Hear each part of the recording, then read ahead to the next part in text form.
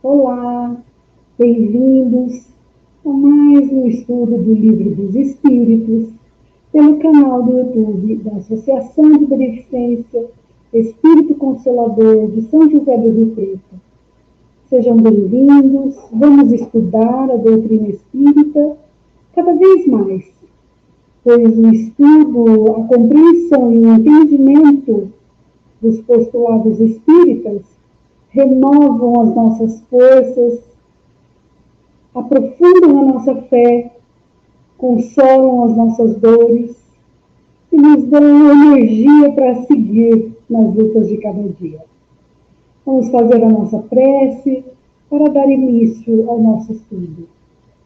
Deus, nosso Pai de amor e bondade, Jesus, nosso Mestre, irmão querido, a nossa gratidão.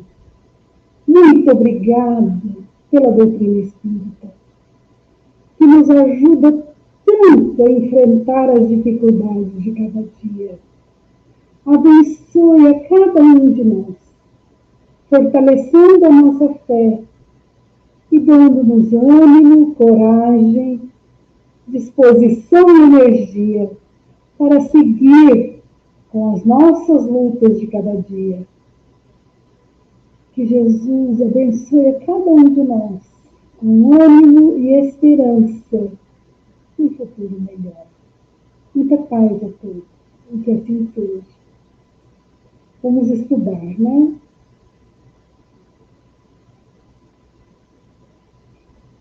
Olá, dando sequência aos nossos estudos de O Livro dos Espíritos, como fazemos todas as terças-feiras, nós vamos começar hoje o capítulo 3º desse livro segundo que trata do mundo espiritual. Vamos falar do retorno da vida corpórea à vida espiritual. Então, o retorno do espírito à pátria espiritual, o que nada mais deixa de ser do que a alma após a morte. As questões são muito elucidativas e muito interessantes. Nós vamos ver hoje as questões 149 até 165. Nós estamos utilizando um recurso novo e vamos ter alguns slides para ajudar a nossa compreensão. Então, vamos começar a tratar da alma após a morte, né? Nós vamos fazer as seguintes indagações, né? Em que a alma se transforma após a morte? O que acontece com a alma? Ela deixa de ser quem ela é, ela perde a individualidade, né? A criatura leva alguma coisa consigo após a desencarnação, né? Retorna para um todo universal, para um bolo, para algo comum, né? Nós temos provas da existência dessa vida após a morte. Enfim, são estas as indagações, né, que nós vamos fazer para iniciar as nossas reflexões, né? Então, a primeira pergunta, questão 149, o que acontece com a alma após a morte, né? Será que ela, vamos ver o slide seguinte, ela vira um espírito, né? Ela vira um fantasma? Será que ela vira um santo? O que será que acontece com a alma após a morte? Vocês conhecem esse desenho? Deixa eu perguntar aqui para o André. André, que desenho é esse? Do fantasminha, Gasparzinho, né? Isso, fantasminha camarada. Né? Passava na década de 40 e 50. E esse desenho, então, para relaxar, para descontrair. Mas o que acontece com o espírito? Não acontece nada, ele deixa o corpo físico, ele é que ele é, não muda nada, né? Então, lembrei que muitas vezes a gente ouvia quando era criança, né? Ah, é uma alma penada. E eu sempre imaginava, né, um fantasma com penas. Alma penada. Então, aquela história, né, de que morreu, virou santo, né, descansou, né, que vai para o céu para ficar, né, sentado na poltrona da preguiça, né, vai ficar deitado em berço esplêndido, nada disso. A criatura continua sendo quem ela é. É um espírito desencarnado. Era um espírito encarnado, agora é um espírito desencarnado. Uma alma na erraticidade, né? Uma alma que deixou o corpo físico, né? Não tem nada de diferente, só o mundo espiritual, que não é mais o mundo material, né? E a alma conserva a sua individualidade, a pessoa é a mesma pessoa. Ninguém fica inteligente, né? Às vezes as pessoas falam, mas é uma mensagem de um espírito. Tudo bem, podia ser a mensagem de um espírito encarnado. A gente tem que analisar o conteúdo, né? Estimula a prática do bem, o amor ao próximo, a caridade, né? Então tem que ver o mérito, o conteúdo da mensagem para ver se é uma mensagem edificante, porque o fato da alma estar livre do corpo não faz dela um santo, um anjo, um espírito evoluído, nada disso. Continua sendo a mesma criatura, não perde a sua individualidade. Ela continua tendo as mesmas qualidades, as mesmas virtudes e os mesmos defeitos. Então, do jeito que nós partimos, nós continuamos sendo, né? Mas aí pergunta-se, né? Mas como é que nós vamos constatar essa individualidade no plano espiritual, né? Não dilui num todo universal, não. A criatura não tem mais o corpo físico, porém, né? Ela guarda a aparência da última encarnação por conta do seu perispírito. O perispírito tem a plasticidade, ele se amolda ao que era o corpo físico, né? Então ele mantém a aparência da última encarnação, embora pelo pensamento isso possa ser transformado, mas vai depender da maturidade moral da criatura para ela dar conta, né, de fazer as transformações que queria, né? Então, segundo Chico Xavier, Emmanuel se apresentava com a aparência de um soldado romano, porque ele queria, né? Não era a última encarnação, mas é aquela em que ele teria estado mais próximo de Jesus. Então, o espírito mais evoluído, ele consegue, né, plasmar a sua aparência, né? E uma das indagações que nós fizemos é: a alma leva alguma coisa desse mundo, né? Leva as lembranças, leva as virtudes que ela conquistou, né? Esse é o lado bom da coisa, né? Mas leva os boletos também, os boletos para pagar, né? Mas não são esses boletos para pagar as contas das compras materiais, né, do cartão de crédito. São boletos de dívidas, né, de compromissos que a criatura vai ter que resgatar por conta dos seus equívocos. Então, o que nós fizermos de errado, nós vamos resgatar. Então, é isso que a gente leva, né? Ninguém leva bens materiais, ninguém leva, né, roupas, carros, nada disso. Leva apenas o que conquistou, o que plantou, né, e o que colheu, né? Virtudes e defeitos, né? Interessante, né? Agora, mas como a doutrina afirma isso? Como se sabe, né? Nós temos as comunicações, né? Um dos postulados da doutrina espírita é a comunicabilidade, né, dos espíritos, que não é invenção do espiritismo. Há outras religiões que acreditam, né? Moisés, na sua época, né, há muito tempo, aliás, antes de Jesus, ele chegou a proibir a comunicação com os mortos porque deveria ser muito grande. Então, não é uma invenção do espiritismo. É uma constante, né? Destas comunicações, extraímos que eles estão vivos, né? Que os espíritos estão vivos e continuam sendo quem são, né? Alguém pode falar assim: eu não acredito, né? Mas tudo bem, não tem importância, né? Você pode também não acreditar em Deus, também não tem importância. O problema vai ter se Deus não acreditar em você, né? Aí sim.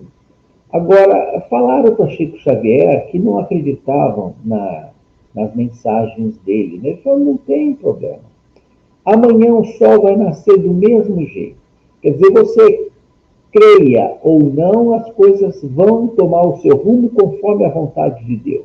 Eu não acredito no sol. Vai sair o sol amanhã. Acredite ou não, né? Queira ou não. assim caminha a humanidade, né? Era um nome de um filme antigo, né?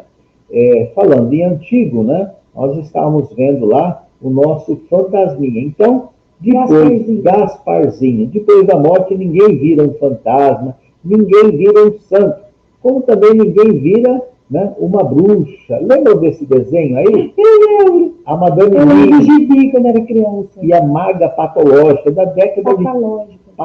Patológica? Patológica. Da década de 30, né? Eu também... 30 o quê? 40? Não. Então é isso aí. Ninguém vira fantasma e ninguém vira, né, um bruxo, um demônio, nada disso, né? A gente é a mesma criatura. Quem que nós somos? Olha lá. O Paulo Sérgio, este aqui vai ser o Paulo Sérgio, e Andréia vai ser a Andréia. Pronto, acabou, né? Pronto, acabou. É assim que a coisa funciona, né? Mas a questão seguinte, né? Ela vai perguntar o quê, né? Vai perguntar da vida eterna, né? E aí, morreu, foi para o céu, foi para o plano espiritual, né? Vai viver na vida eterna. O que é isso? O que é essa vida eterna, né? Boa pergunta, né? Eu vou falar para o André explicar para a gente o que é a vida eterna. A vida verdadeira, a vida espiritual, que não terá fim. É uma vida que não é passageira, que não é transitória, né? A vida material é passageira, é fugaz, quer dizer, é muito rápida.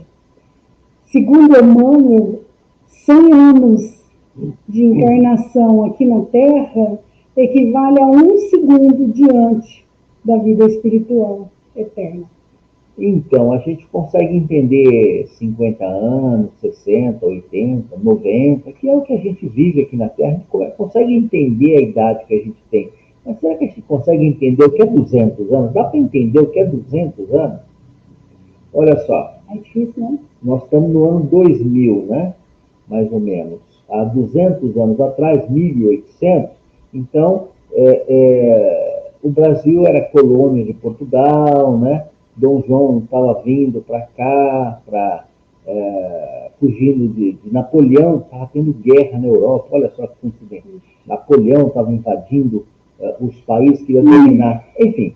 Mas a gente não consegue entender o que é 200 anos, né? E 500 anos, ninguém entende, né? Mas vamos ver uma imagem que eu tenho aqui, que é essa aqui, né? O que é essa imagem? É do universo, é a imagem do infinito, né? Dá para entender que isso aqui é infinito? Quer dizer, atrás de cada pontinho desse, que é uma estrela, um planeta, sei lá eu, tem mais estrela, mais planeta, e mais, e mais, e mais, e não tem fim. Não dá para pôr isso na cabeça, é muito complicado, né? Quer dizer, a gente não entende o universo, a gente não vai entender a vida eterna, mas é a vida verdadeira, né? É uma vida que não é transitória, né? No tópico seguinte, nós vamos falar da separação entre a alma e o corpo, né?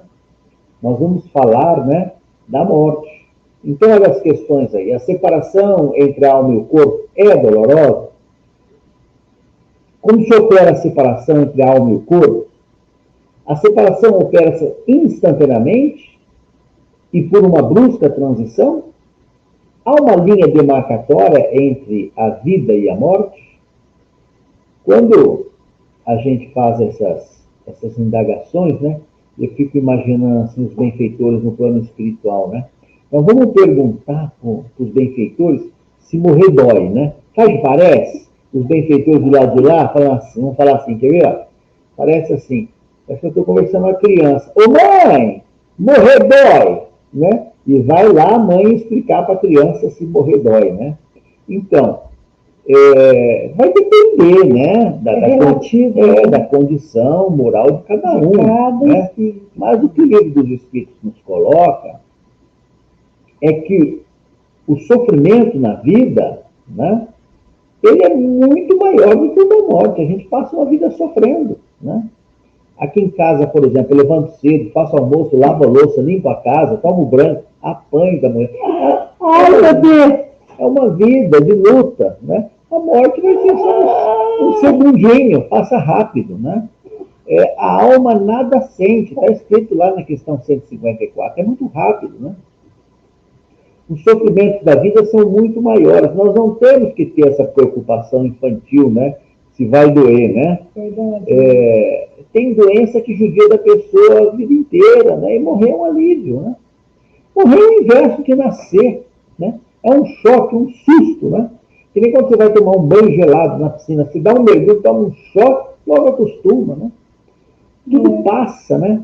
Então, a gente nasceu chorando, começou na vida chorando, gritando, né? Logo passou, parou de chorar, né? E vamos morrer num susto também, assim, vai passar rápido. A gente não vai ver. Isso dá até música, né? Tudo passa, não dá música. Tudo passará, chega de tristeza, chega de chorar, a vida continua, tudo vai melhorar. Mas na programação de Deus, nós vamos esgotar a nossa vitalidade, a gente vai ter uma vida com uma morte natural. Essa é a programação de Deus para nós. Esgotamento da energia. Vamos imaginar um carro que vai, né, andando até acabar, a gasolina acaba, né? Naturalmente, né? Ele para, né? Diferente de um carro em alta velocidade que dá uma batida e para na marra, né? Por excesso de velocidade, por embriaguez do motorista, por descuido, por desleixo, né? Então é assim, imagina uma lâmpada que se apaga depois, né, de ter tido todo o tempo da sua existência, né? Essa é a morte natural, né?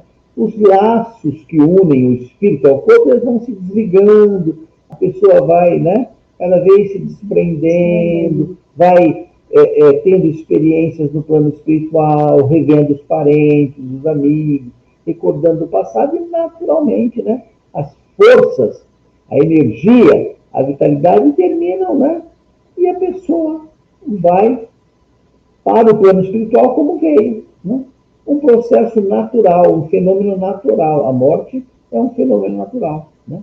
Se desprende gradualmente, aos pouquinhos, né? As pessoas idosas já têm muito contato com o plano espiritual, já estagiam no plano espiritual, digamos assim, como o reencarnante também, né? Uma reencarnação programada, vem visitar os pais, né? Vai se familiarizando, isso é natural, né? Tem até um livro que narra uma desencarnação, e talvez André lembre o nome. Ele fala de um senhor que era um trabalhador, um fundador de uma casa espírita. Ele estava... Não.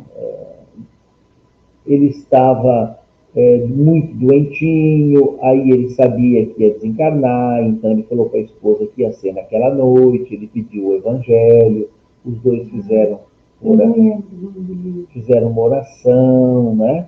Aí ele falou que estava sentindo frio nos pés, a mulher colocou a coberta, o frio veio vindo, né? Até que ele partiu, né? Naturalmente, com certeza amparado pelos benfeitores. É assim, né?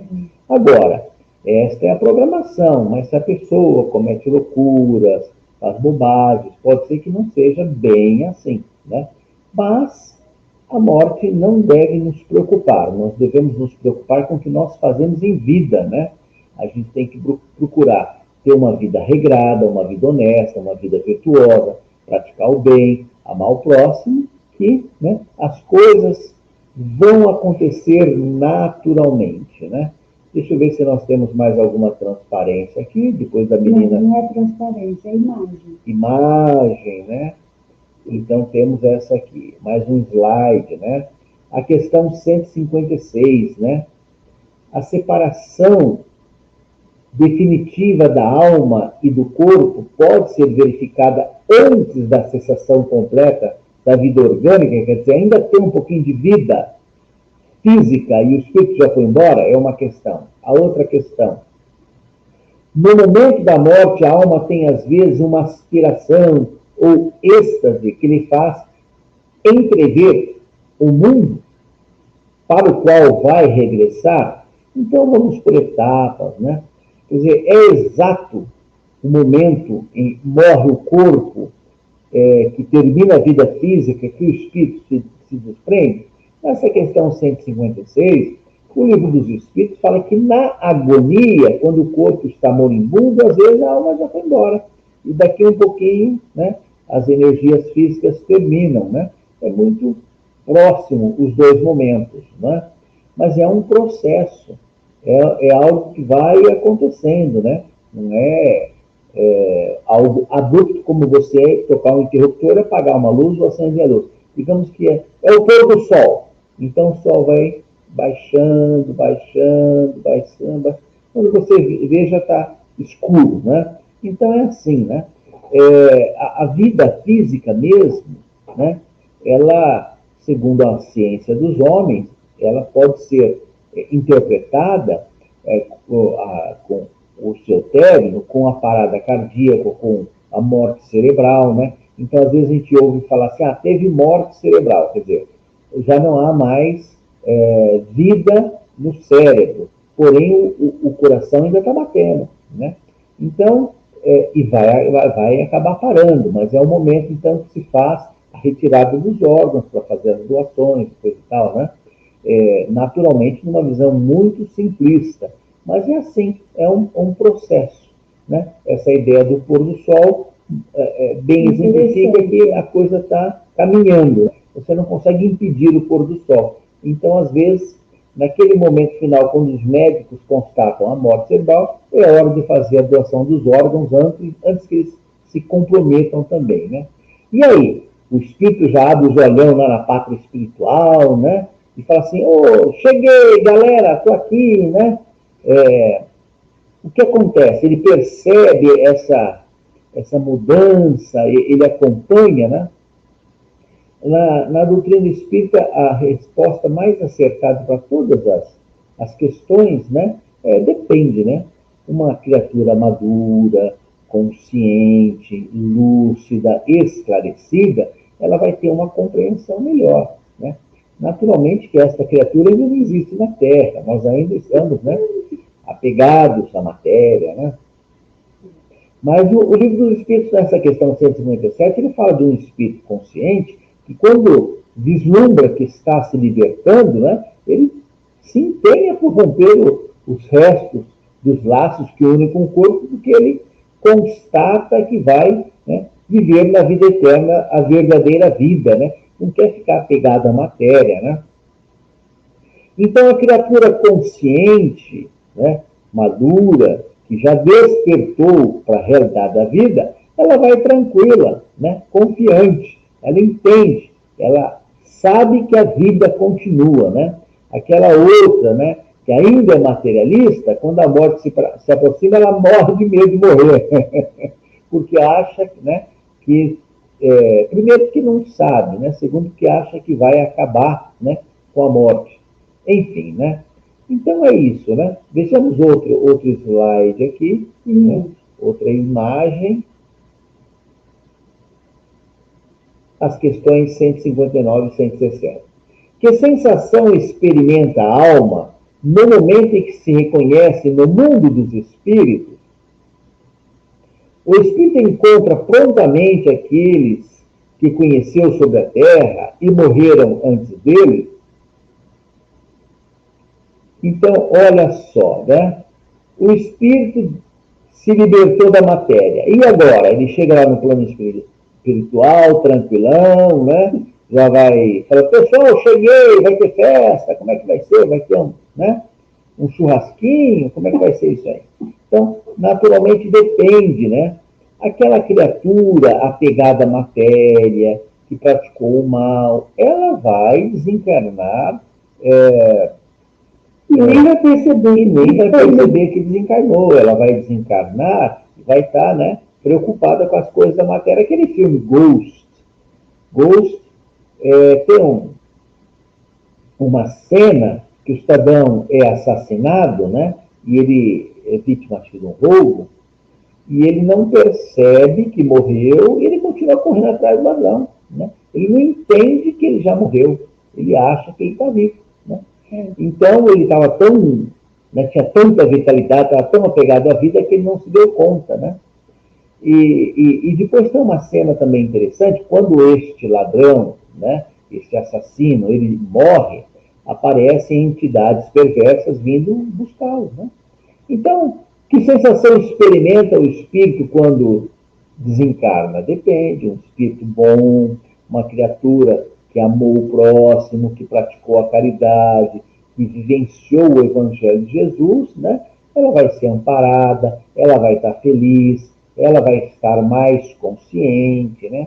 Vai estar aliviada de ter cumprido a sua jornada, né?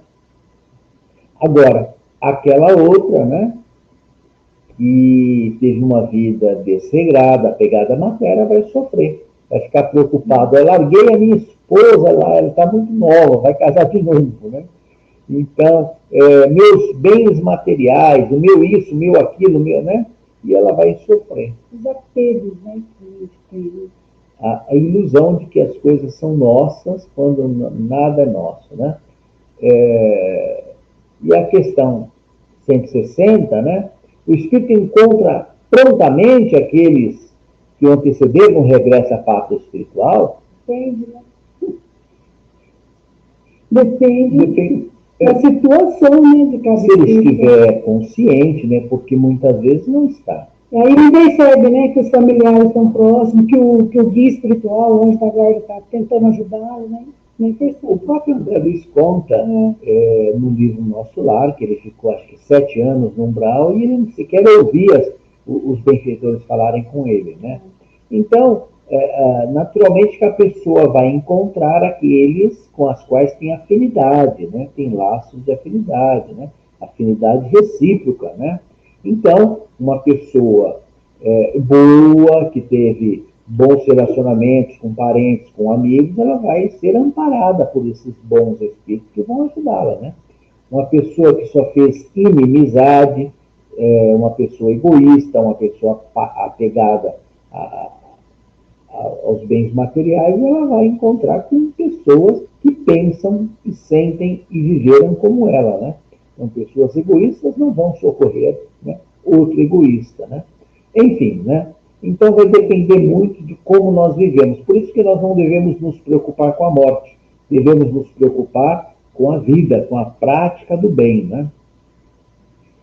Na transparência seguinte, a transparência no slide, né? Então temos a imagem de Jesus. Na verdade, deixa eu ver se eu tenho mais alguma anotação aqui. Tenho sim, né? A questão da perturbação, né? Após a desencarnação, a pessoa fica perturbada. Quer dizer o quê? É como se ela tivesse sonolenta, entorpecida, né? Ela ainda não está... Se estivesse dormindo e tentando acordar... Tendo um sono pesado, então ela não tem um controle total da situação, do pensamento, ela fica meio lerda. E esse entorpecimento, ele vai ser mais ou menos intenso, vai durar mais ou menos tempo, conforme a condição moral da pessoa. Uma pessoa mais esclarecida, mais consciente da vida após a morte, ela vai administrar isso aí melhor, né? Uma pessoa que não acredita na continuidade da vida, ela não vai nem aceitar, né, que ela está morta, né? Isso nós vemos nas reuniões mediúnicas, espíritos comunicando, né, que estão vivos, acham que estão vivos, né, estão perseguindo coisas, afazeres materiais, quando na verdade se encontram na pátria espiritual, às vezes por décadas, né? Então, o conhecimento do espiritismo exerce uma influência muito grande, né? Muito maior, de muito esclarecimento, né, nessa perturbação. É a questão 165, né? Então, a pessoa esclarecida, ela consegue administrar o que está acontecendo, né? Ela consegue entender, né? Eu me lembro de ter levado uma pessoa muito simples, né? Uma pessoa de pouco esclarecimento, no dentista. Ela estava com dor de dente, né? Lá chegando, né? Ela nunca tinha ido do médico, uma pessoa da zona rural. Quando sentou na cadeira da dentista, ela não abriu a boca. e não deixou a dentista olhar a boca dela e voltou com dor de dente para casa, né? Falta de esclarecimento, né? Se tivesse, desde criança, frequentado o dentista, né? Frequentado o médico, teria mais confiança, né? Mas por força dessa condição pessoal, então ia continuar com dor de dente, né? Então, no momento do desencarne, no momento da morte, tudo a princípio é muito confuso, né? A pessoa está meio aturdida, como, né? Imaginamos um sonho, um pesadelo, né? Eu estou sonhando que eu estou lavando louça, André me dando bronca, né? Lava a louça, guarda, passa o pano no chão. É só lavar a louça direito. Então a gente está com aquele tudo muito aturdido, o pensamento aturdido. Mas aos poucos, né? Esse sono vai passando, a pessoa vai despertando, né? E ela vai recobrando a lucidez, as ideias, vai se recordando o passado aos poucos, né? À medida em que a influência da matéria diminui. Enquanto a pessoa ainda tiver muito apego à matéria, né? Esse entorpecimento se prolonga, né? Sim. Essa falta de lucidez, de entendimento, né? Então, quanto vai demorar essa transição? Depende. Pode demorar algumas horas, né? Pode demorar alguns meses, anos ou décadas, né? Vai depender, né, das condições pessoais da pessoa e, como nós já dissemos, criaturas desencarnam e passam décadas achando, né, que estão ainda encarnadas, né? É o que a gente às vezes ouve falar, que tem espíritos que ficam na casa depois que morrem, por falta de conhecimento, né? Daí a importância fundamental do estudo do Espiritismo. Porque quanto mais a gente compreende, quanto mais a gente entende o que acontece conosco, quando encarnados e quando sem corpo físico, melhor é a nossa condição, né? Não podemos deixar de estudar. Quanto mais a gente estuda, mais a gente entende, compreende, melhora a nossa concepção de vida e de morte, melhora a nossa conscientização e tudo fica mais fácil, mais simples. A Andrea está salientando a importância do estudo, né? E nós vamos salientar a importância de Jesus em nossas vidas, né? A importância da vivência do Evangelho, do amor ao próximo, né? A Casa Espírita oferece trabalho, mas esse trabalho, eu vou até tirar a transparência, a imagem, para me fazer bem claro, né? O trabalho que a Casa Espírita oferece não é para casa, né? O trabalho é para nós, somos nós que precisamos do trabalho, né? Somos nós que precisamos do trabalho para o nosso crescimento. Então, quando a Andréia fala, olha, tal dia da semana tem uma atividade aqui, não é a casa não precisa de nós. A casa tem 100 anos e vai ter mais 200 e nós vamos passar, a casa vai ficar. E se nós trabalharmos, nós vamos temos essa oportunidade de ajudar, de fazer o bem, né? De socorrer alguém. Se nós trabalharmos dentro das nossas condições, melhor para nós. O trabalho é para o nosso crescimento, né? Sim. O trabalho é para a nossa evolução. O trabalho, né, é para que a gente possa vivenciar o Evangelho de Jesus, né? A lei de amor, a lei de caridade, né? E deixar um pouquinho os nossos interesses egoístas de lado, né? Então, leiam as questões 149 a 165, completem o estudo. Se tiverem alguma dúvida no nosso grupo do WhatsApp, façam as colocações, né? As observações, eventualmente as perguntas, e na próxima semana continuaremos os nossos estudos. Tenham todos uma boa semana. Que Jesus nos abençoe com ânimo e esperança e que nós recordemos que quando nós desencarnarmos, a nossa consciência será o nosso tribunal. E ela só vai nos perguntar uma coisa, a nossa consciência: quantas lágrimas você secou? Que possamos amenizar a nossa passagem com Jesus no nosso coração. Muita paz a todos.